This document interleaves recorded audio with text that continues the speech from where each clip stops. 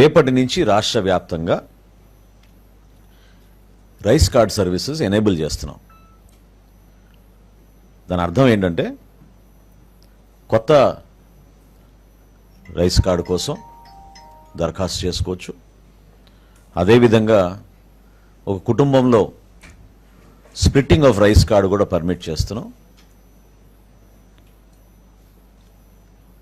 అదనంగా కుటుంబ సభ్యులు చేరినప్పుడు మెంబర్ ఎడిషన్, కుటుంబ సభ్యుల్ని యాడ్ చేసుకునే సౌకర్యం కూడా కల్పిస్తున్నాం. అన్నిటికన్నా ముఖ్యం అడ్రస్ మార్పు కూడా రేపటి నుంచి అవకాశం కల్పిస్తున్నాం. అదేవిధంగా మరణాలు జరిగిన చోట మెంబర్ డెలీషన్ కూడా కుటుంబ సభ్యుల పేర్లు తొలగించే విధంగా అవకాశం కల్పించాం.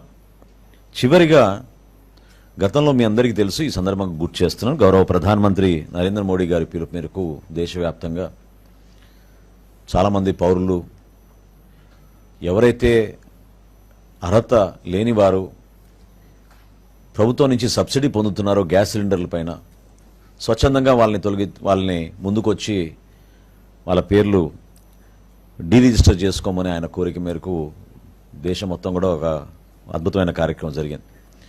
అదేవిధంగా మన రాష్ట్రంలో కూడా ఎవరైనా సరెండర్ చేయాలనుకుంటే కార్డ్స్, దీంట్లో రెండు ఉన్నాయి. ఒకటి ఇప్పుడే మా కమిషనర్ గారు కూడా నా దృష్టికి తీసుకొచ్చారు. అదేంటంటే